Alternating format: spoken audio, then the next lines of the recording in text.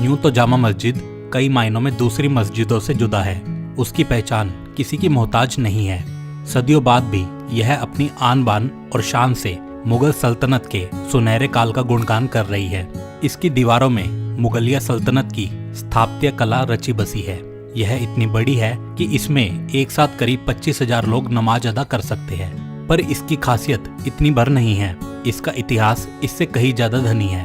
कहते हैं कि एक बादशाह ने अल्लाह का सबसे ऊंचा दरबार बनाने का सपना देखा और उस सपने की ताबीर बनी दिल्ली की जामा मस्जिद। तो आइए इतिहास के पन्नों को पलटकर एक बार फिर से इसकी कहानी के बारे में बताने की कोशिश करते हैं। दोस्तों, जामा मस्जिद का सपना मुगल बादशाह शाहजहां ने देखा था। सपना एक ऐसी मस्जिद का जिसमें इबादतगाह ऐसी हो कि देखकर अपने आप मन में खुदा की बंदगी करने का भाव जागे। यही नहीं, शाहजहां चाहते थे कि खुदा का दरबार उसके दरबार से ऊंचा हो, इतना ऊंचा कि खुदा के घर का फर्श उसके तख्त ताज के ऊपर हो। इसके लिए उनको लाल किले के सामने किसी स्थान की तलाश थी।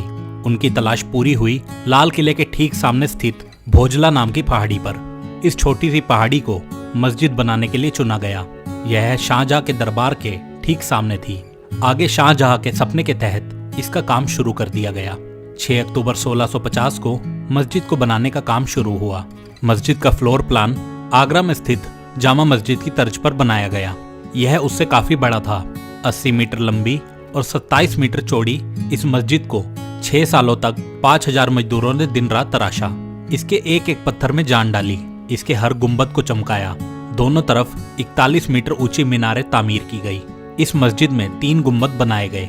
इसके फर्श को काले और सफेद अलंकृत संगमरमर द्वारा बनाया गया ताकि यह देखने में मुस्लिमों की इबादत चटाई की तरह लगे। इसके अलावा मस्जिद के फर्श पर इबादत करने वालों के लिए चौड़े ब्लैक बॉर्डर भी बनाए गए। यहाँ इस तरह के कुल 899 बॉक्स बनाए गए।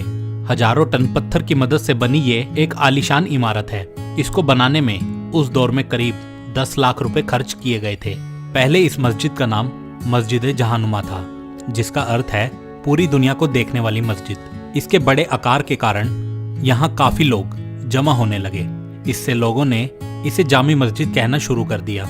यही नाम आगे चलकर जुम्मा मस्जिद हुआ, यानी जहाँ जुम्मे की नमाज होती है।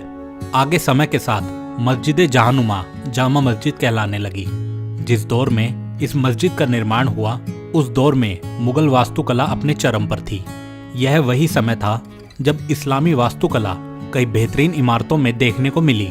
चूंकि शाहजहां ने एक सपना देखा था कि वह अपने शासनकाल में भारत में दुनिया का सबसे खूबसूरत शहर बनाएगा। इसके लिए शाहजहां ने शाहजहांबाद बसाया, जो फिलहाल पुरानी दिल्ली के रूप में जाना जाता है। इसी शहर में जामा मस्जिद तैयार की गई थी, जो मुगलिया कला की समृद्धता का बड़ा उदाहरण बनी।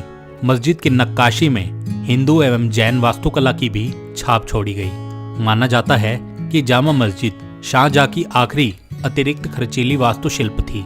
इतना ही नहीं, मुगल शासक शाहजहां का यह अंतिम आर्किटेक्चरल काम था। इसके बाद उन्होंने किसी कलात्मक इमारत का निर्माण नहीं करवाया। मस्जिद जब तैयार हुई तो इसके इमाम को लेकर भी काफी जद्दोजहद हुई। बादशाह चाहते थे कि इस खास मस्जिद के इमाम भी खास हो। काफी समय तक इमाम की तलाश की गई, जो उज्बेकिस्तान के एक छोटे से शहर बुखारा में जाकर खत्म हुई। इमाम के लिए यहाँ से एक नाम सामने आया। वो था सैयद अब्दुल गफूर शाह का।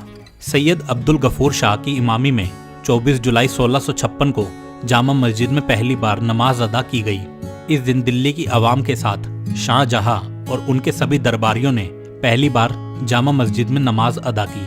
मुगल बादशाह ने इमाम अब्दुल गफूर को इमाम सल्तनत की पदवी दी। इसके बाद उनका खानदान ही इस मस्जिद की इमामत करता चला आ रहा है। सैयद अब्दुल गफूर के बाद सैयद अब्दुल शकूर इमाम बने। इसके बाद सैयद अब्दुल रहीम, सैयद अब्दुल रहमान, सैयद अब्दुल करीम, सैयद मीर जीवान शाह, सैयद मीर अहमद अली, सैयद मोहम्मद शाह और सैयद अहमद बुखारी इमाम बने। दोस्तों, चूंकि मस्जिद ऊंची पहाड़ी पर है इसलिए दूर से दिखाई देती है। यह पूरी संरचना लगभग 5 फुट ऊंचे स्थान पर है ताकि इसका भव्य प्रवेश द्वार आसपास के सभी इलाकों से दिखाई दे सके। सीढ़ियों की चौड़ाई उत्तर और दक्षिण में काफी अधिक है।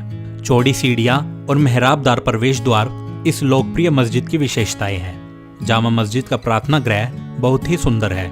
इसमें 11 मेहराब है जिसमें बीच वाला मेहराब अन्य से बहुत बड़ा है। मस्जिद का मुख्य प्रवेश लाल किले के सामने से पूर्वी तरफ से है, क्योंकि यह पहले भी सम्राटों द्वारा उपयोग में लाया जाता था। यही कारण है कि जामा मस्जिद का पूर्वी द्वार केवल शुक्रवार को ही खुलता है। अगर आप दिल्ली जाते हैं तो इस ऐतिहासिक जामा मस्जिद की सैर करना आपको आनंद का अनुभव दे सकता है। यह प्रातः 7 बजे से दोपहर 12 बजे और दोपहर 1:30 बजे से शाम 6:30 बजे तक खुलती है। मस्जिद में आप किसी भी दिन जा सकते हैं, लेकिन इबादत के दौरान पर्यटकों का प्रवेश निषेध है। मस्जिद में जाने के लिए आपको किसी भी प्रकार के शुल्क का भुगतान नहीं करना होगा।